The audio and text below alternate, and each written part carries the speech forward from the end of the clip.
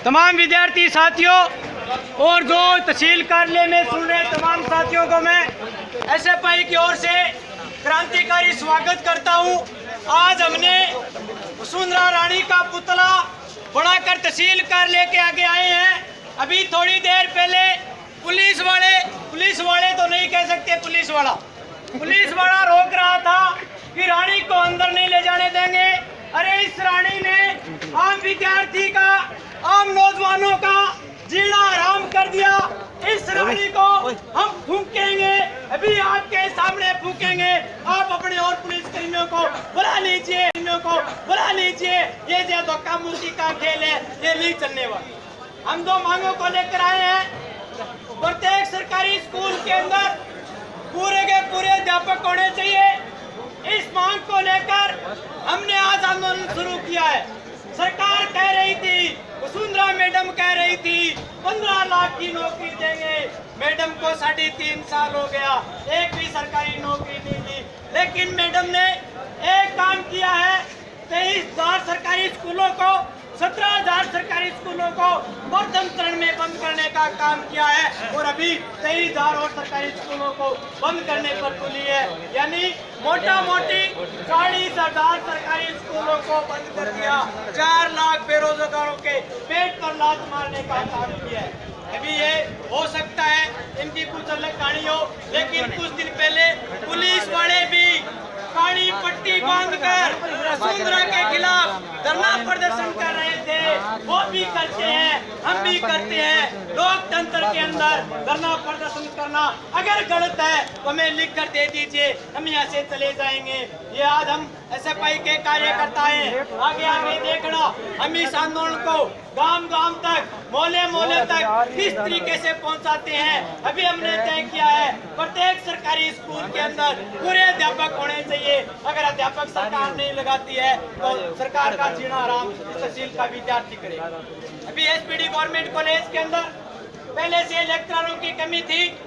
विद्यार्थी मांग कर रहा था, एसएफआई मांग कर रही थी कि हमें पढ़ने के लिए लेक्चर दीजिए, लेकिन इसी मैडम सरकार ने और 3 लेक्चररों को दूसरी कॉलेजों में भेजने का काम किया है। तो समझ सकते हो यहाँ के जो जनप्रतिनिधि है, यहाँ के जो एमएलए हैं, यहाँ के जो राज के लोग हैं, वो आंख मीच कर बैठे हुए हैं। उनको विद्यार्थी की चिंता नहीं है।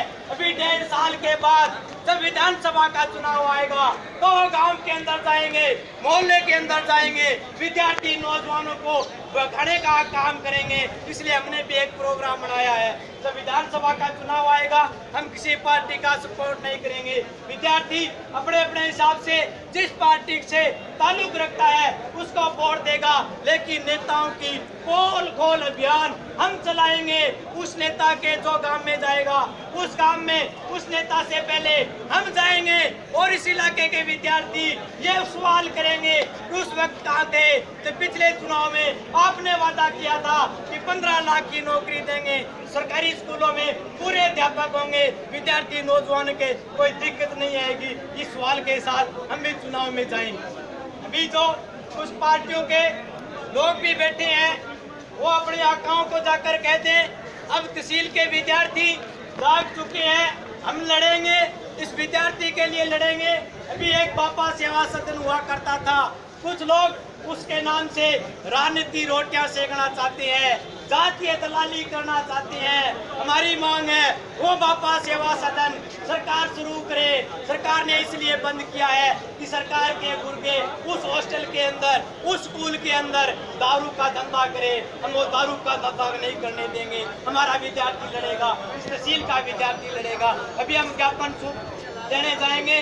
अगर हमारे ज्ञापन के अंदर अगर कोई सरकार मांग मानती है, हमारी मांग इसके साथ साथ ये भी हमारी मांग है उस एसपीडी गवर्नमेंट कॉलेज के जो मेगा हाईवे है उसके सामने एक ब्रेकर बनाया दिया जाए। अन्य पीछे हमने आंदोलन किया था, सरकार के लोग आए, तहसीलदार जी गए, ये कह रहे थे कोर्ट का आदेश है, मेगा हाईवे पर हम ब्रेकर बना नहीं सकते। अच्छी बात है, पंचायत समिति के आगे ब्रेकर, उस बालाजी मिंद्र के आगे, इंचापुर बालाजी मिंद्र के आगे ब्रेकर, अन्य जो सैकड़ों जगह है वहाँ ब्रेकर बना सकते हो। लेकिन हजारों हजार इस तहसील के विद्यार्थी एक गवर्नमेंट कॉलेज के अंदर पढ़ने जाते हैं, कभी भी हादसा हो सकता है। हमारी ये भी मांग है कि वो ब्रेकर तुरंत प्रभाव से बना दिया जाए।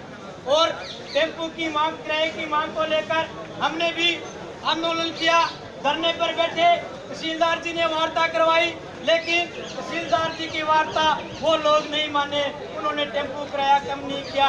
हम चाहते हैं विद्यार्थी का बस और टेम्पो के अंदर 25% किराया लगना चाहिए। इस बात को लेकर आज हम ज्ञापन सौंपने के लिए आए। इसलिए मित्रों, इसके साथ साथ इस सरकार ने, केंद्र की सरकार ने जो बड़े बड़े राष्ट्रवाद की बात करती है, उस सरकार ने अभी तक शहीद आजम भगत सिंह, राजगुरु सुखदेव का, इससे पहले वाली सरकार ने भी शहीद का दर्जा नहीं दिया है। हम मांग करते हैं जो 23 साल की छोटी सी उम्र में हंसते हंसते फांसी के फंदे को चूमा था, उस शहीदों को, उस महापुरुषों को ये सरकार शहीद का दर्जा दे। ये सरकार पाठ्यक्रम के अंदर, हमारी पुस्तक के अंदर भगत सिंह, राजगुरु, सुखदेव, पुष्पाउल्लाह का, महारानी लक्ष्मीबाई हमें पढ़ने को नहीं देगी। हमें पढ़ने को देगी वीर सावरकर जो देश की आजादी का गद्दार था, हमें पढ़ने को देगा दीनदयाल उपाध्याय जिसमें आजादी में कोई रोल नहीं था, हमें वो पढ़ने को दिया जा रहा है। हमें पढ़ने को दीजिए।